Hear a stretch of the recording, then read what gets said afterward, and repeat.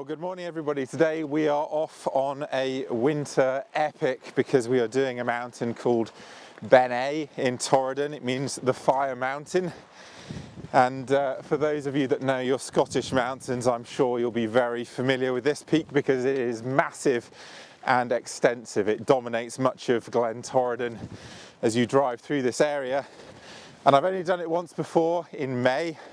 In much warmer weather. You can probably tell it's quite cold even at valley level here, and certainly windy too. We're expecting 40 to 60 mile an hour winds up on the summits, which is pretty mega. So I don't know quite what we'll manage up there, but the forecast, at least for the afternoon, is promising, and you can see at the moment it's certainly plenty bright enough. So I've got high hopes for this hike.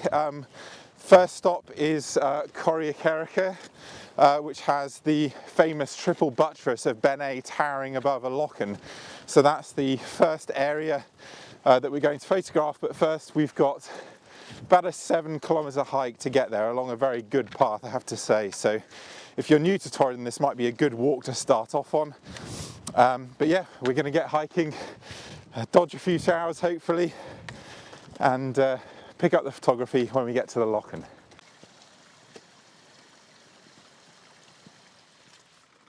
Well, we've only been walking 15 minutes or so. We've done a bit of ascent, but the sun has popped out already, which of course makes us pretty excited for the day ahead. But I'm sure some showers are going to get us in not too long.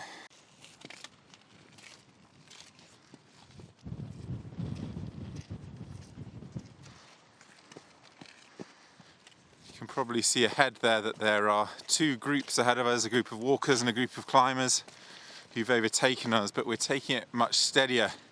We don't really have a schedule because it's going to be too cold high up to be up there for 4 or 5 hours anyway, so we're going to spend some time in the coire. But as you can see, superb conditions still, beautiful sunshine. I'm not sure of the wisdom of vlogging this as I cross the river, but it looked easy enough from the bank, so here we go. It's okay. Sometimes you just have to be quick. And done. Up to our left here is the mountain Beinn Eighe, where we're not heading today, but I've had the most exceptional winter camp up there. It really is a wonderful mountain in its own right. Well, the good weather couldn't last forever, and we're just starting to get a bit of sleet coming down on us. Expertly done, Joe.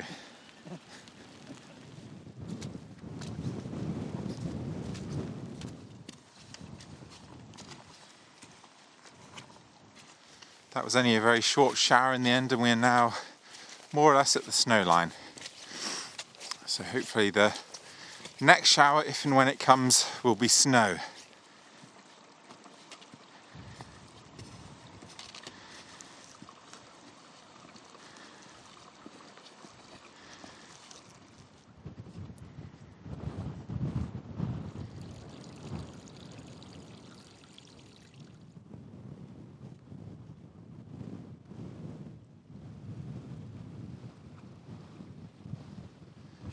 Over there is the mountains Slioch and Evasion, which is a good moment to mention that my current book, The Great Wilderness, is available to buy through my website, and it is of that area, so please do check that out.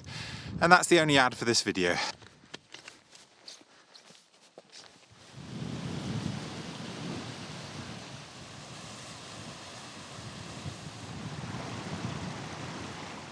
Okay, so here's my first idea, is to try to align these falls with the peaks at the back there as a telephoto image.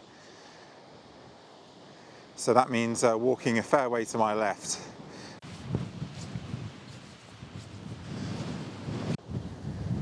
And now you can start to see that alignment and some amazing light actually on the back, although I think I actually want a bit more tonal balance between that foreground waterfall and the pinnacles there.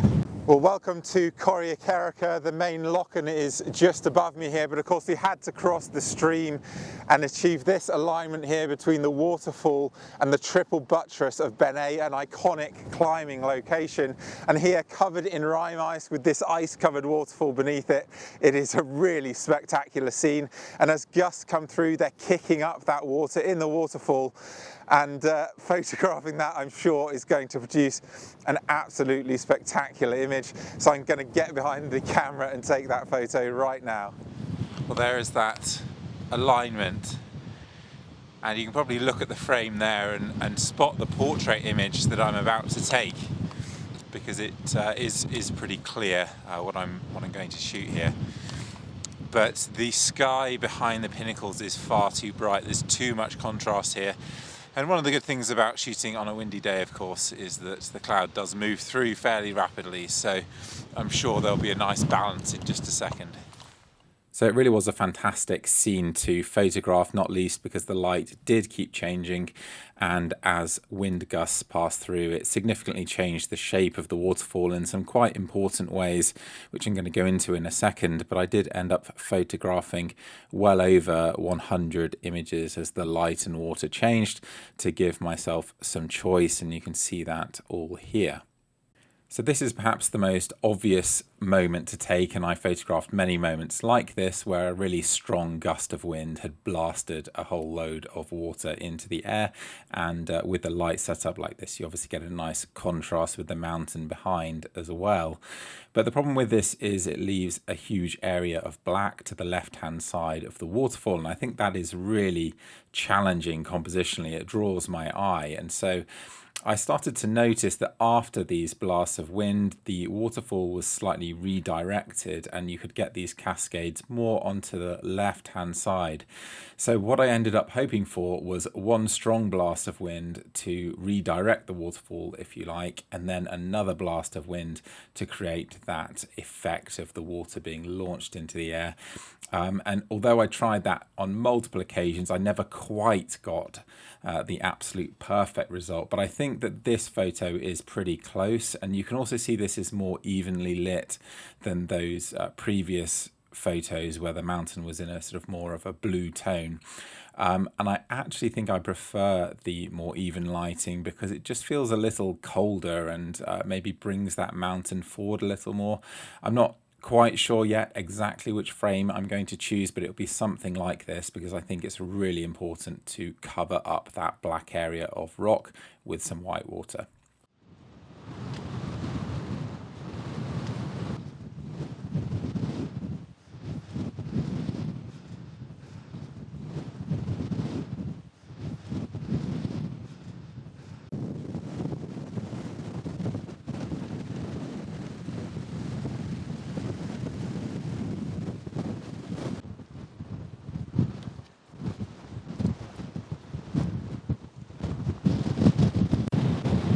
Challenging shooting in these circumstances and solving the various problems that there are here, never mind vlogging, but you can see the general area I have to work with, and I've explored a few of these areas of boulders now, and I actually quite like this alignment of what is, I think, a quartzite rock, or a couple of quartzite rocks, and the Torridonian one behind. You can see as I get lower and closer I can actually make this foreground rock larger in comparison to the ones behind, so you get this sort of scale effect. So I think I'm going to give this a go. I was really happy with this composition when I captured it, but I'm even more happy with it now that I've had a chance to review it, because for me it has the perfect level of complexity and imperfection whilst being held together by a pretty strong structure. I think these three rocks do work well together and they balance well with the mountain beyond. And this foreground stone, that diagonal face, I think that's really beautiful, and it does have some nice texture to it as well. And I think it's that imperfection really though, and the complexity that makes it for me, just because it gives the scene a bit of integrity, and it really gives a sense of this afternoon when the snow was beginning to melt and everything wasn't this ideal perfect coating of snow. but also keep this image in your mind, because I'm about to show you some bad versions of this kind of idea as I attempt to find some other compositions with some different rocks in the area. This rock here is a really interesting example of Torridonian sandstone, made more interesting by the fact that the wind has sculpted this area of bare earth out of the snow. So there could be some nice framing here, maybe on a more landscape frame like this. Have to be a little bit wary of that cliff on the right hand side, because it is quite unbalancing, but I think that might work better than coming over here. Kind of got those two options of creating a third composition, but I think this is less good actually. Partly because the slope on the left is so dull in comparison to on the right. I would say that you could try this in portrait, but I've just taken a portrait image that I actually quite like, and so I'm inclined to try to shoot this in landscape. So maybe something like this and a 5x4. Of course, the problem you have actually is the emptiness of the foreground, thinking about it, so I probably need to get closer so that some of that bare earth fills more of the foreground. This image is far from a disaster. It just doesn't compare particularly well to that previous portrait shot, in part because just having one foreground rock feels a little bit obvious, and I'm not sure that really it works that well having this huge rock then surrounded by some fairly empty snow, even if you do have this nice bowl which has been to a certain degree kept clear of the snow. There's also a slightly weird repetition of the triangle shape at the top of the rock and the triangle shape in the scree. I suspect some people will like that, but I find that a little bit weird, to be honest, and I'm not sure why I didn't notice it at the time. So it kind of works. I think the balance works okay. That mountain on the right isn't too much of a problem now that I've come to see the image, but it doesn't really stand up well next to that first photo. So I've hidden behind a massive boulder for the time being because the wind has an absolutely savage quality to it up in the coire here. We're at 600 meters. We'd planned to head up to the top of Beinn Eighe and do a ridge walk, but there's some exposed sections there, and if it's this windy down here, then God knows what it's like up there. So unfortunately we have to make the sensible decision, which is to not go up, even though I was really quite fancying an epic day on the mountain, wind and all, but there's a point at which you have to be sensible, and there was actually a group ahead of us who turned around for that reason, so we're going to make the same choice.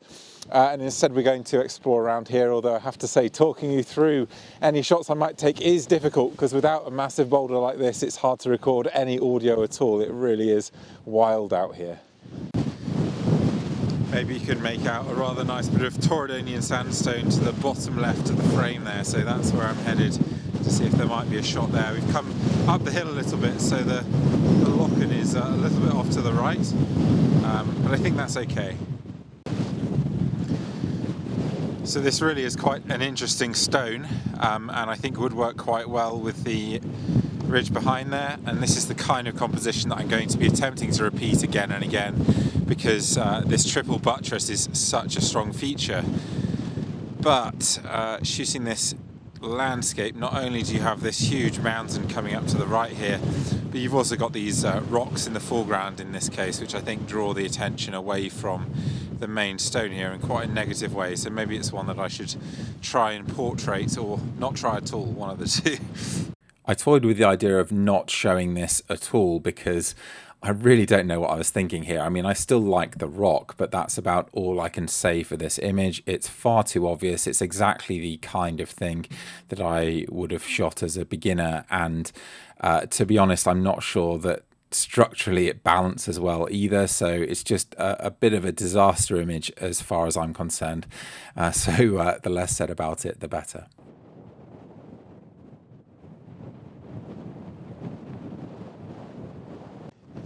Here we are looking into the hills of Torridon in this slightly flatter area. The snow has just found a little bit of shelter behind these rocks and created these curving shapes. So this image is most appealing to me, to be honest, because of the tonal contrast between the snow here and the snow in the distance, there's some real drama to the landscape. But I'd love to find a stronger composition than this, maybe, with this kind of lighting setup, because it is very beautiful to have this contrast.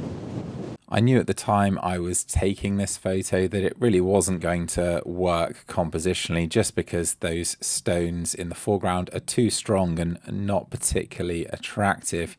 So the idea is there. I think this sweeping snow and the general tonal contrast with obviously that fantastic lineup of hills behind does have the basis of a good photo, just not on this particular day. And I did hunt around for similar foregrounds, but I think the problem you're always going to have is the contrast between these stones and that empty snow. So this probably does need a colder day when the rocks are covered with rime ice to just soften that contrast a little.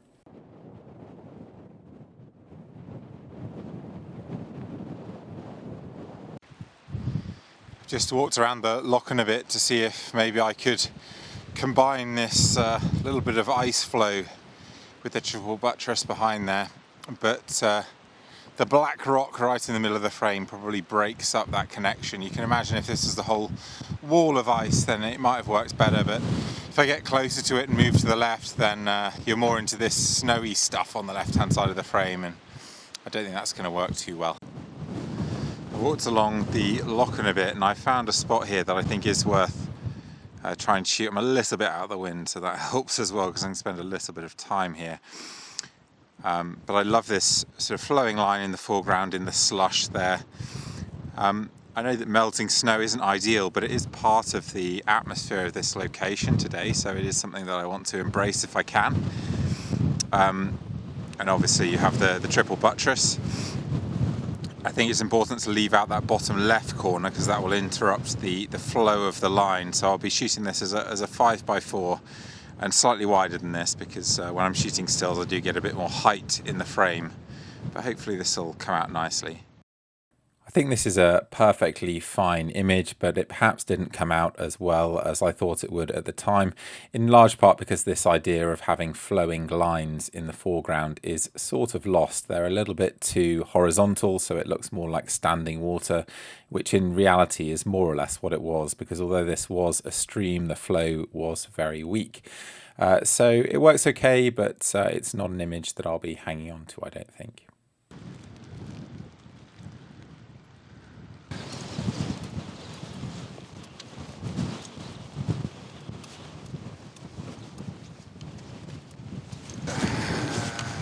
Why do you do this to yourself, Mr. Nail? Oh, when just head home now.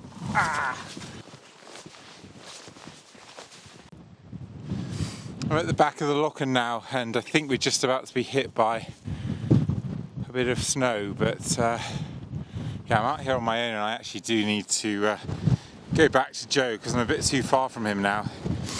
But I might have to have a go at that little bit of ice beneath the peaks there, but if it doesn't work, I'll be heading back sharpish.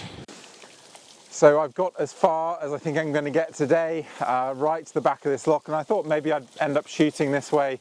You can see it is quite a nice view, and I'll show you a shot actually that I took a second ago, or a video clip, because the light transition was amazing. But the best thing about this spot was walking up to the waterfall, and the view you get with the waterfall there and the peaks behind is just incredible. So I have got a pretty exciting shot to finish the day, something really unique for me actually, so I'm going to take you through it. The light really is stunning right now, but I didn't just come here to get behind the loch and shoot in that direction. I was actually walking to be closer to this ice just here. And that surely is a photograph worth taking. Just making use of that wild texture on the left hand side, and the triple buttress from this angle, of course we're beneath it, so it's somewhat diminished. It's perhaps not as impressive as from a distance, but still I think that's a pretty cool shot to take. Even though this is possibly a fairly obvious scene to shoot, it's the icicles that are of interest, not the snow at the bottom here. And so what I want to do, if possible, is either shoot something panoramic like this, where maybe there's a bit of a disconnect between the ice and the mountain, or otherwise come across to the left here to bring those icicles in front and then zoom in. And that really is making the most of those two features, the mountain and the frozen waterfall. There are probably landscape photographers who photographed a similar scene in Scotland before, but if there are, I haven't seen them. This does feel pretty unique to me. These frozen waterfalls are fairly commonplace in the winter. In fact, Scotland is a popular place for ice climbing when it's cold enough. But I've never really seen a photo with such dramatic backdrop as this, and this does work well as a panorama. I can imagine putting this in a double page spread in a book, but I think it's the landscape frame that I actually prefer because I'm a bit closer into the ice, so it's a bit more dominant. It feels a bit more spectacular. The lighting is slightly better as well, and I think you've got a bit more dynamism coming from the more diagonal lines. So the landscape frame is probably the stronger of the two. I'll just have to see if I can find something to pair it with, but that really was an exciting scene to come across when I'd considered turning around, as you can tell from that unintentionally recorded video clip. Here's a bonus scene on the way back. It's probably the winteriest, the most frozen look I've managed to achieve, because although this pool is just slush, actually, it looks like it's frozen solid and you have this lovely clean snow surrounding it. So it does make a rather nice portrait frame, albeit the wide angle at 16mm does somewhat exaggerate the peaks, but as you'll see, if anything, it is at least nice. It makes them more dramatic. This really was the icing on the cake, by far the simplest scene that I found all day at a point when the snow was visibly melting around us. And that simplicity does allow that triple buttress at the back to really shine, and it does look pretty spectacular from this angle, albeit with that additional stretching from the ultra-wide angle perspective, but I'll take that as a win in this case. And at this point I had about 45 minutes until sunset, so I headed back along the Lochen to meet up with Joe, but I didn't really find anything else that I felt made a strong photograph, although I did try. So we headed back. And if you have enjoyed this video, please do consider subscribing to the channel. I do have more videos on the way from the Drakensberg, where I've just returned from, and it was an absolutely spectacular trip, so do stay tuned for those videos.